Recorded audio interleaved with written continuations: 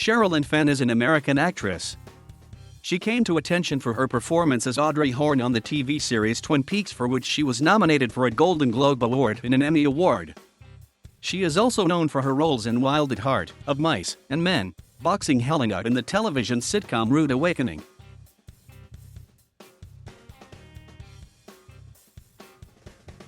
Fenn was born Sherilyn Fenn on February 1, 1965 in Detroit, Michigan. She comes from a family of musicians. Her mother is keyboard player Arlene Quattro, her aunt is singer Susie Quattro, her grandfather Art Quattro was a jazz musician, and her father, Leo Fenn, managed such rock bands as Susie Quattro's The Pleasure Seekers, Alice Cooper, and the Billion Dollar Babies. Fenn is of Italian and Hungarian descent on her mother's side, and of Irish and French descent on her father's. She was raised Catholic. Fenn frequently traveled with her mother and two older brothers before the family settled in Los Angeles when she was 17. Not wanting to start with a new school again, Fenn dropped out after her junior year and decided to pursue acting, enrolling at the Lee Strasberg Theatre Institute.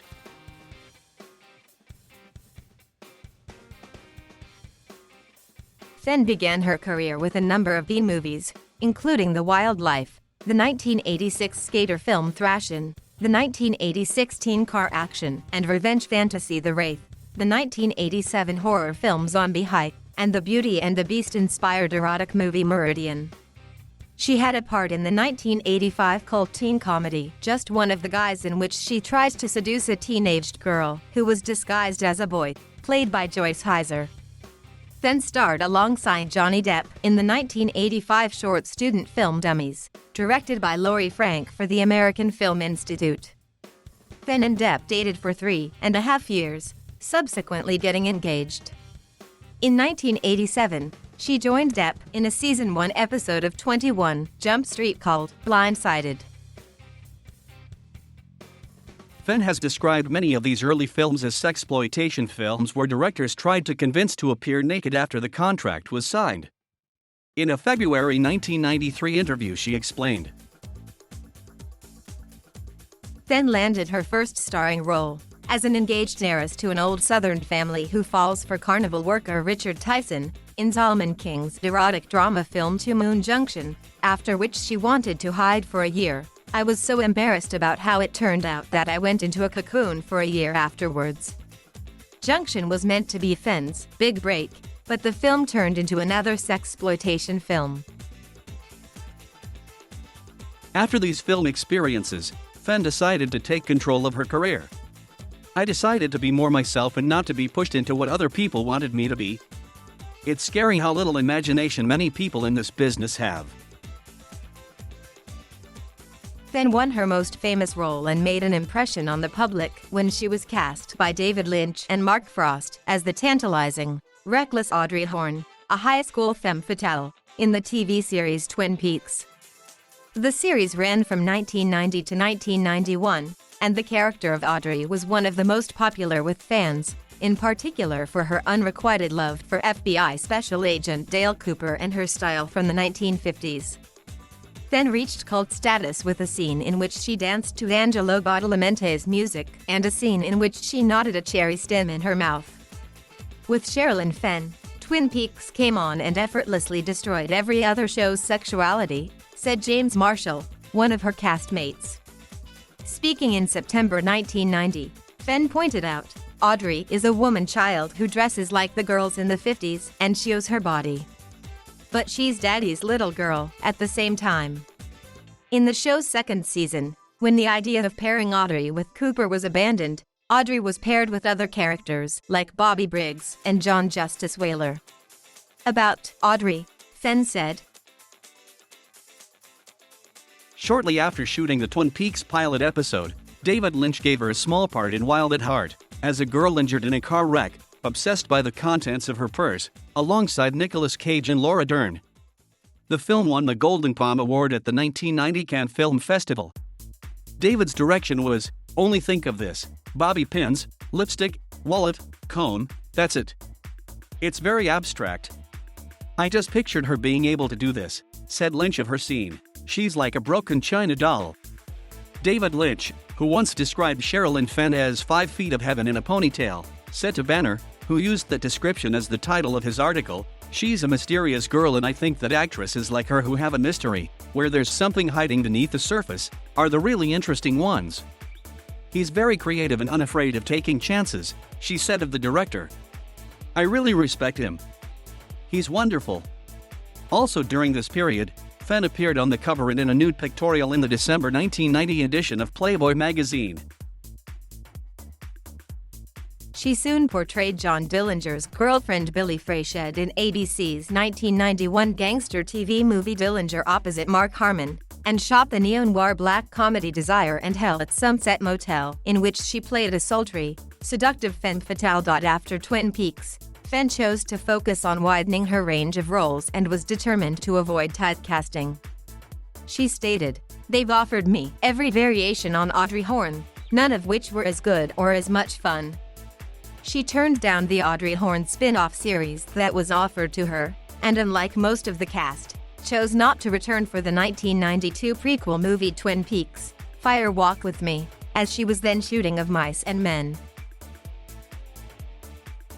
After 2 nominations for Twin Peaks, and the pictorial in Playboy mentioned above, for which she chose her then-boyfriend, Barry Hollywood, to photograph her, Fenn was propelled to stardom and became a major sex symbol, with her old Hollywood looks. In October 1990, while promoting Twin Peaks, Fenn made the cover of Rolling Stone magazine along with Matt Chanamick and Laura Flynn Doyle. In 1990, Us magazine shows her as one of the 10 most beautiful women in the world, and in 1991 People magazine shows her as one of the 50 most beautiful women in the world. She posed for photographer Steven Meisel for the autumn-winter 1991 to 1992 Dolce & Gabbana campaign, for which he photographed her as a classical Hollywood femme fatale. In 1992, photographer George Hurrell took a series of photographs of Sherilyn Fenn, Sharon Stone, Julian Sands, Raquel Welch, Eric Roberts, and Sean Penn. In these portraits, he recreated his style of the 1930s, with Fenn posing in costumes, hairstyle, and makeup of the period. In 1991, Hollywood acting coach Roy London chose her to star in his directorial debut Diary of a Hitman, in which she plays a young mother determined to protect her child from hitman Forrest Whitaker. According to Fenn, the turning point in her career was when she met London in 1990. She credits him with instilling confidence and newfound enthusiasm. She learned from her beloved teacher to find the roles that you're passionate about, that speak to you on some level and which will help you grow on some level, which has then become her line of conduct. A lot of the sentiment that acting should be about an art form rather than mass entertainment and celebrity is at the core of Fenn's attitude to the business, wrote Jessica Sully in Australian magazine Movie. "I try to keep myself centered," Fenn said. "I don't go to parties and all that. I don't think being seen or being in the right place is going to make me a better actress. I care about my work and try to do what's right in my heart." As Maya Bygrave wrote in Sky magazine, one of the keys to understanding Fenn is that when she talks about the characters she plays, she's really talking about herself. Fenn was eager to play varied parts that could eclipse her sex symbol image. "People who think they know me would be surprised that my whole life doesn't revolve around sex," she said. After Twin Peaks, Fenn demanded a no-nudity clause in her contracts. She turned to independent films, choosing varied and unusual roles. MW parser output. Template quote overflow hidden, margin 1M0, padding 0. 40px. MW parser output. Template quote. Template depth quote aside line height 1.5m, text align left, padding left 1.6n, margin top 0. The world has certain rules, Hollywood has certain rules, but it doesn't mean you have to play by them, and I don't, or I'd be a miserable person. In 1993, she starred in the romantic comedy Three of Hearts as Kelly Lynch and William Baldwin's love interest. During the shooting, the relationship between Fenn and director Jurek Bogeyevich became strained as she refused to appear nude in the film. Another of her notable film roles was in Boxing Helena, directed by David Lynch's daughter, Jennifer Chambers Lynch. Fenn portrayed a narcissistic seductress, amputated and imprisoned by Julian Sands, who makes her become his personal Venus de Milo in an effort to possess her. Fenn said of the film, "Society, Hollywood, Some men. They want to wrap women up in a neat little package. Both Lynch and Fenn were proud of their work in it, but the film was ultimately a critical and commercial failure. However, both women enjoyed their collaboration. Sherilyn is an amazing actress, a total bundle of energy, and a real powerhouse, and I think people will see a side of her that we have never seen of Sherilyn anywhere else before, said Lynch of the actress. Jennifer's one of the brightest person I know, said Fenn. Boxing, Helena was not perfect, but I think for the story that we were trying to tell, it turned out pretty good. What it signified was really powerful to me, how society puts us in boxes one way or another. She then starred in Carl Reiner's neo-noir parody Fatal Instinct as Armando Santi's devoted secretary and Sean Young's and Kate Nelligan's rival. She was asked to read for the femme fatale Lola, but opted for the secretary role. Fenn afterward portrayed Potiphar's wife Zuleika in Showtime's 1995 biblical TV movie Slave of Dreams opposite Adrian Pasdar and Edward James Olmos. In 1995, she starred in an episode of Tales from the Crypt directed by Robert Zemeckis, alongside Isabella Rossellini and John Lithgow, in which she played the lover of Humphrey Bogart, who appeared in the episode via CGI special effects. After a short break during which she married and gave birth to a son, Fenn was chosen out of more than 100 actresses to portray actress Elizabeth Taylor in NBC's 1995 telemovie Liz, The Elizabeth Taylor Story. Fenn called the role probably the hardest job I've ever done. Director Kevin Connor and I arranged a lunch, not an audition, said executive producer Lester Persky. We knew 10 minutes into our meeting that Sherilyn was it. She has the same striking beauty, and because of that she's experienced some of the things in life and in this business that make Elizabeth such a fascinating person. When she accepted the part, Fenn was unaware that Taylor was embroiled in a lawsuit intended to stop both the broadcast of the film and the unauthorized biography that it was based on. Fenn stated about the controversy, "I am somebody who doesn't make choices lightly at this point of my life. I'm not somebody who wants to exploit another woman's story or life in any way." Fenn felt a kinship with Taylor, stating, "There are stereotypes of what a beautiful woman is. She struggled with that. A certain part of her life, she went on that calling card. I certainly know I've come into contact with that. You are too pretty, I'm told." During the shooting, Fenn supported the original screenwriter's effort to concentrate on Taylor the person, not the legend. In the late 1990s, Fenn's career took a downturn. In 1993, she had stated, In 1997, she stated, "It was crazy. I was very picky. In other words, I didn't take advantage of what was happening necessarily then." Also, she has attributed her failure to adapt to the Hollywood system to her frankness and her dislike for the Hollywood game. She then began to alternate TV movies and independent films. In 1996, she joined the ensemble cast in the romantic comedy Love Life as a waitress who attempts to become a writer and has to rebuild her life. Fenn also appeared in the 1997 romantic comedy Just Right, along with Jeremy Piven, as the dream actress of a Hollywood tour bus driver, who mistakes him for a famous screenwriter. Both films have been well received on the festival circuit. In a 1997 episode of Friends, the one with Phoebe's ex-partner, which was episode 14 of season 3 of the show, Fenn guest starred as Matthew Perry's girlfriend Ginger, who has a prosthetic right leg. She stated, "I liked the show. I was happy to be a part of it." The same year, she was cast as the female lead in ABC's show Prey and starred in the unaired original pilot episode. However, the pilot was red hot and Fenn was replaced by Deborah Messing. Fenn starred in the 1998 British psychological drama Darkness Falls as a wealthy and neglected wife, who is sequestered with her husband by a man determined to understand the events that led to his wife ending up in a coma. Fenn called the film a wonderful character piece while shooting the film in the Isle of Man in late 1997, Fenn considered settling in London to start a European career, but eventually decided to stay in the US. She subsequently starred alongside John Tenney in the pilot for a remake of ABC's Love, American Style, for the 1998 to 1999 television season.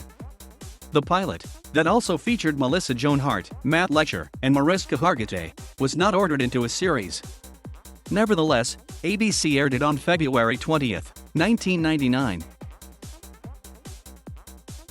Fenn gained newfound enthusiasm with the lead role in Showtime's sitcom Rude Awakening as Billy Frank, an alcoholic ex-soap opera actress who tries to go sober and become a writer, but continues to struggle with her self-destructive habits. The series ran from 1998 to 2001 and co-starred Lynn Redgrave, Jonathan Penner, and Mario Van Peebles. She said of it, Fenn again joined Jeremy Piven in a 1998 episode of Cupid, as Piven's love interest.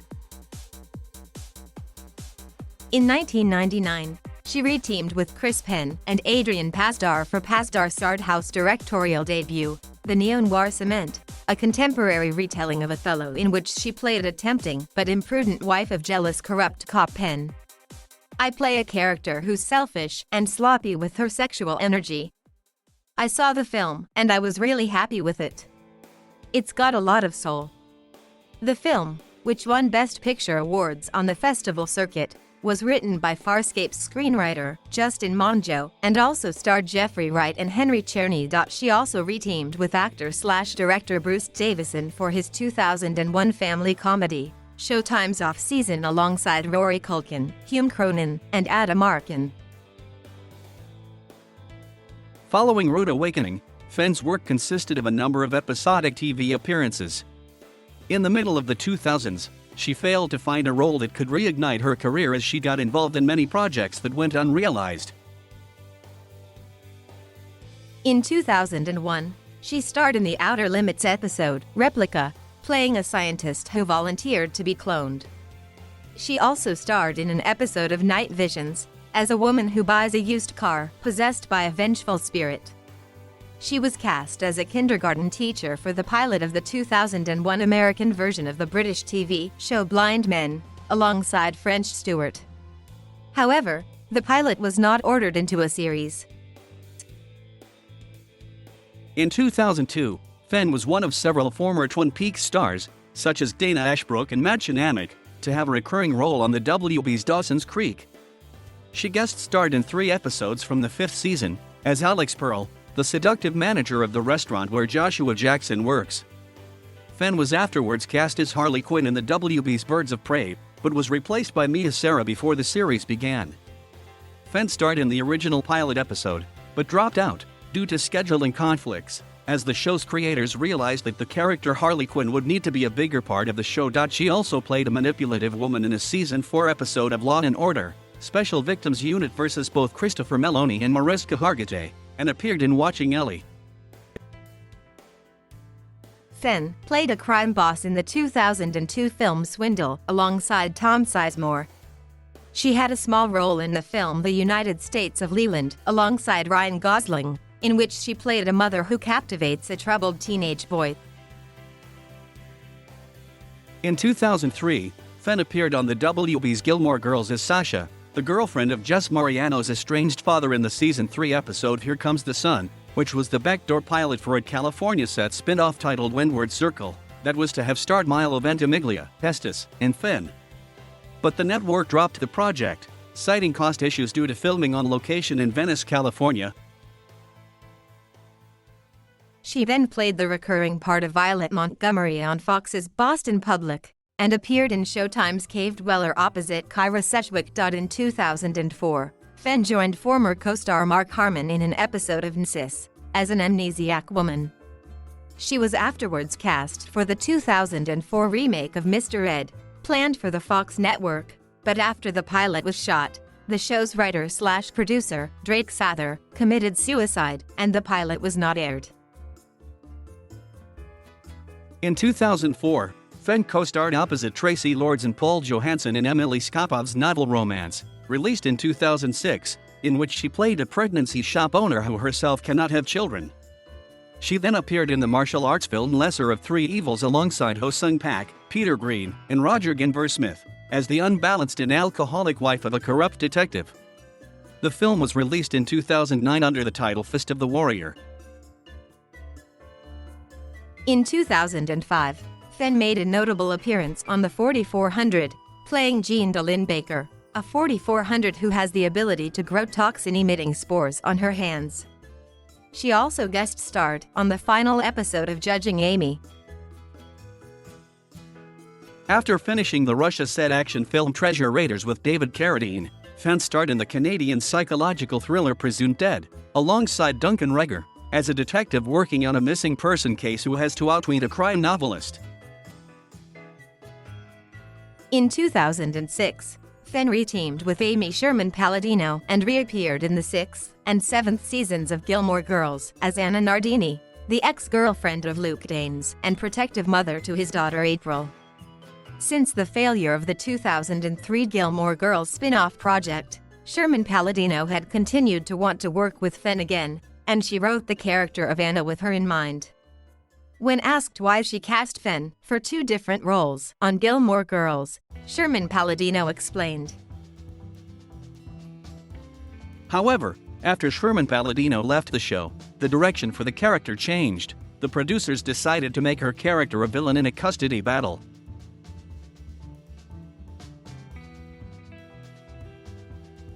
Thank you for watching.